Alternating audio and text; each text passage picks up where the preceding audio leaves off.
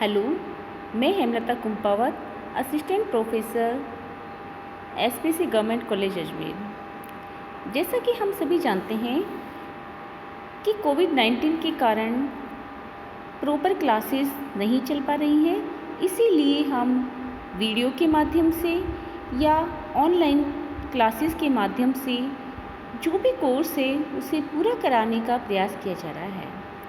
International law के अंतर्गत आज हम देखेंगे कि हमारे जो इंटरनेशनल लॉ है उसके क्या सब्जेक्ट हैं और उसके जो सब्जेक्ट हैं जैसे स्टेट्स है और इंटरनेशनल इंस्टीट्यूशंस हैं।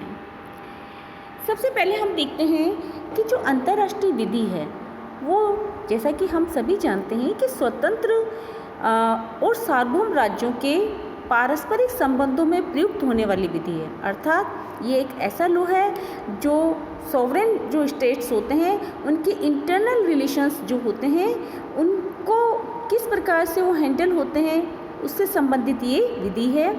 और इसमें सिर्फ स्वतंत्र और सॉवरेन पावर जो राज्य हैं वही इसके जो इंटरनेशनल कानून है उसमें महत्वपूर्ण भूमिका निभाते हैं।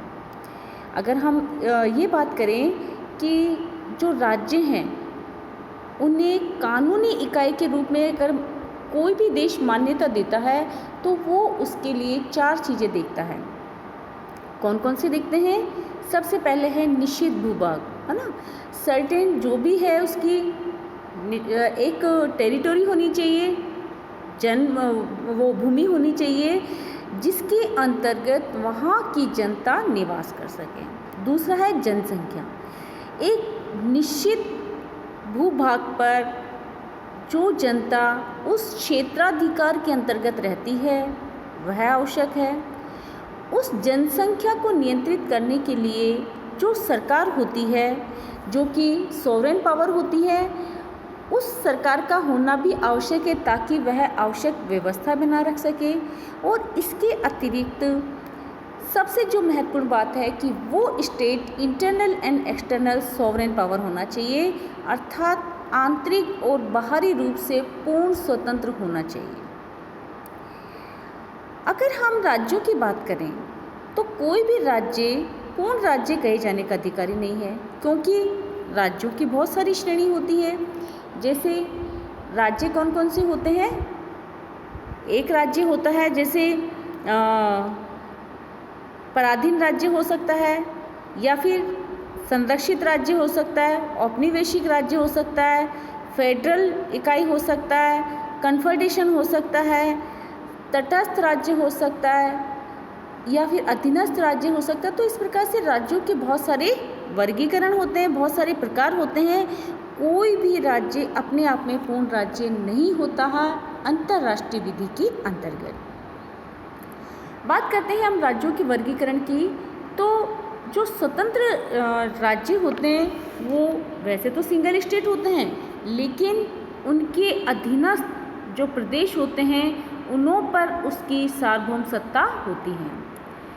संवैधानिक और राजनीतिक तरीके से राज्य आपस में ऐसी व्यवस्था कर लेते हैं जिसके कारण एक राज्य कई राज्यों के साथ संबद्ध होकर अपनी फ्रीडम, अपनी लिमिटेशंस और अपनी जो सॉवरेन पावर है उस पर आंशिक सीमाएं स्वीकार कर लेता है।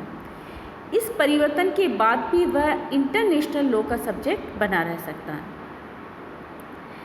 तो हम बात करते हैं कि राज्यों के कौन कौन से वर्गीकरण या प्रकार हो सकते हैं। सबसे पहला है पर्सनल यूनियन। इसका तात्पर्य कि 2 राजाओं द्वारा व्यक्तिगत एवं वंशानुगत कारणों से 2 सार्वभौम राज्यों को एक ही शासन के अंतर्गत जब संबद्ध करने से व्यक्तिगत संघ बनता है। उदाहरण के लिए हम कह सकते हैं कि जब 1714 से 1837 तक ब्रिटेन और हनोवर के बीच में इसी प्रकार का संघ बना था, जो कि दोनों क्या थे?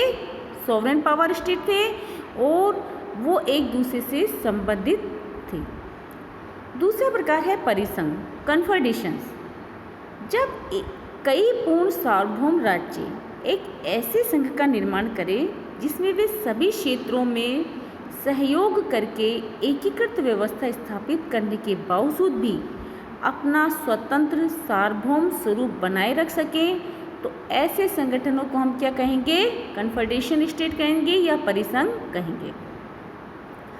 इसका सबसे अच्छा एग्जाम्पल अगर हम लेना चाहें तो वह है अमेरिकी परिसंघ का उदाहरण, क्योंकि शुरुआत में जो अमेरिकी परिसंघ था वह परिसंघ ही बना था, कन्फेडरेशन बना था, वह संघ बाद में बना।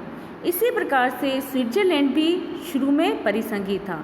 इसमें क्या होता है कि बहुत सारे जो स्टेट्स होते हैं वो वैसे तो सोवरेन पावर होते हैं, पूर्ण रूप से सार्वभौमिक राज्य होते हैं, और लेकिन वो आपस में एक ऐसा संगठन स्थापित कर लेते हैं जिसके अंतर्गत वो एक दूसरे को सहयोग करते हैं और एक एकीकृत व्यवस्था को स्थापित भी करते हैं, लेकिन साथ ही साथ वो अपना स्वतंत्र सार्वभौम स्वरूप भी बनाए रखते हैं। नेक्स्ट है संघीय व्यवस्था, फेडरेशन। यह अगर हम देखते हैं तो इंटरनेशनल लॉ में संघीय व्यवस्था सबसे ज़्यादा सशक्त व्यवस्था है, क्योंकि इसमें संघ का निर्माण स्वतंत्र राज्यों द्वारा स्वेच्छा से संवैधानिक व्यवस्था के अनुसार किया जाता है। संघ सरकार के पास पूर्ण शक्तियाँ एवं सरकारी संयंत्र होता है। संघ सरकार को संघ की सभी इकाइयों और नागरिकों पर पूर्ण अधिकार होता है, और इसमें केंद्र और राज्यों के अधिकारों की साथ ही साथ नागरिकों के जो अधिकार होते हैं उसके लिए स्पष्ट व्यवस्था वहाँ के रिटन कॉन्स्टिट्यूशन में की जाती है। और इसी कारण यहाँ पर एक स्वतंत्र न्यायपालिका होती है जो केंद्र और राज्यों के जो विवाद होते हैं, जो उनमें डिस्प्यूट्स होते हैं, उनको निपटाती है। Thank you.